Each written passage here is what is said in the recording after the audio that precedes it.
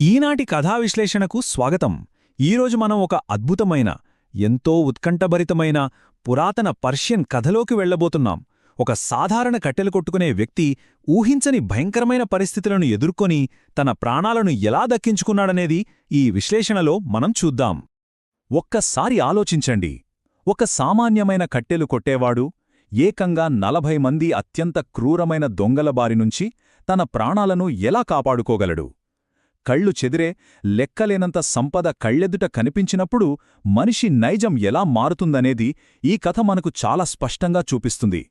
ఈ పోరాటంలో ప్రాణాలే పణంగా పెట్టాల్సొచ్చినప్పుడు పరిస్థితులు ఎంత తీవ్రంగా ఉంటాయో మనం ఇప్పుడు చూడబోతున్నాం. ముందుగా మొదటి భాగం, రహస్య మాంత్రిక గుహ. ఈ కథలో ప్రధానంగా 2 భిన్నమైన మనస్తత్వాలు కనిపిస్తాయి. ఒకవైపు తనకున్నదాంతో తృప్తిపడే నిజాయితీపరుడైన అలీబాబా. తను ఆ గుహను చూసినప్పుడు కేవలం ఒక చిన్న సంచిలో మాత్రమే కొద్దిగా బంగారాన్ని తీసుకున్నాడు. కాని మరోవైపు అతని అన్న కాసిం ధనవంతుడే అయినప్పటికీ అతని రక్తంలోనే విపరీతమైన అసూయ, అత్యాశ ఉన్నాయి.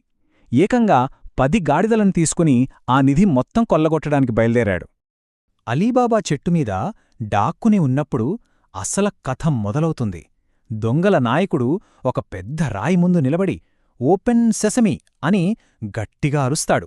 అంతే, ఆ మాట చెప్పగానే ఆ భారీ రాయి 2గా చీలి లోపల రత్నాల కొండలు, బంగారు మెరుపులతో కూడిన ఒక అద్భుత ప్రపంచాన్ని బయటపెడుతుంది.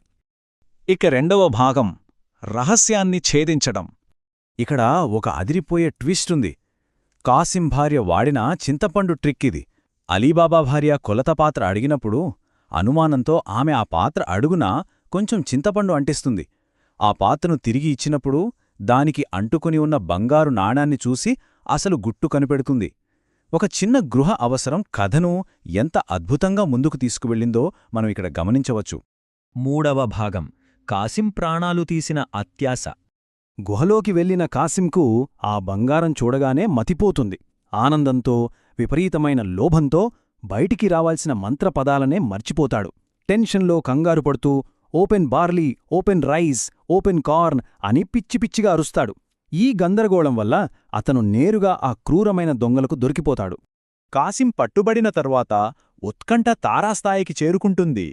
దొంగలు తన అన్నను బంధించారని తెలిసినా అలీబాబా ఏమాత్రం భయపడలేదు. ఎంతో ధైర్యంగా మళ్లీ ఆ గుహ దగ్గరికి వెళ్లి సరైన మంత్రపదం చెప్పి లోపలికి ప్రవేశించి తీవ్ర గాయాలతో ఉన్న తన అన్నను విడిపించి తిరిగి సురక్షితంగా గ్రామానికి తీసుకువస్తాడు. అయితే దొంగలు ఊరుకుంటారా? తమ రహస్యం తెలిసిన వారిని అంతం చేయడానికి వారు చేసిన 3 భయంకరమైన ప్రయత్నాలే ఇవి. మొదట డాక్టర్ పిండి సాయంతో ఇల్లు కనుక్కోవడం. ఆ తరువాత వారం రోజులకు నూనె బ్యారెల్స్తో పన్నిన వల. చివరగా 1 నెల తరువాత మారువేషంలో వచ్చిన విందు. 4వ భాగం, నూనె బ్యారెల్స్ ఉచ్చు. 39. ఇదొక మామూలు నంబర్ కాదు సుమా. ఆలీబాబా ఇంటి ముందున్న 40 నూనె బారెల్స్లో ఏకంగా 39 మంది దొంగలు ఆయుధాలతో దాక్కున్నారు. చీకట్లో నిశ్శబ్దంగా నాయకుడి సంకేతం కోసం ఊపిరి బిగపట్టి ఎదురుచూస్తూ ఉన్నారు. సరిగ్గా అప్పుడే ఒక అనూహ్య పరిణామం. వంటగదిలో నూనెయిపోవడంతో ఆలీబాబా భార్య బయట ఉన్న బ్యారెల్స్ నుండి నూనె తెద్దామని వస్తుంది. అప్పుడు చీకట్లో ఒక బ్యారెల్ లోపల నుండి వినపడిన గుసగుస. సమయమైందా? అంతే, ఆ ఒక్క చిన్న మాటతో ఆ భయంకరమైన ఉచ్చు బయటపడుతోంది. ఇక్కడ ఆమె చూపించిన సమయస్ఫూర్తి మామూలుది కాదు. ఏమాత్రం కంగారుపడకుండా, ఇంట్లో ఎవ్వర్నీ నిద్రలేపకుండా వేడివేడి నూనెను ఆ బ్యారెల్స్లో పోసేస్తుంది. ఒక్క శబ్దం కూడా లేకుండా ఆ 40 మంది ముప్పును అక్కడికక్కడే తెలివిగా అంతం చేస్తుంది. 5వ భాగం, చివరి నాట్యం. కొన్ని రోజుల తర్వాత దొంగల నాయకుడు ఒక వ్యాపారిలా మారువేషంలో వస్తాడు. అలీబాబా అతన్ని గుర్తుపట్టలేక అతిథిగా ఆహ్వానిస్తాడు.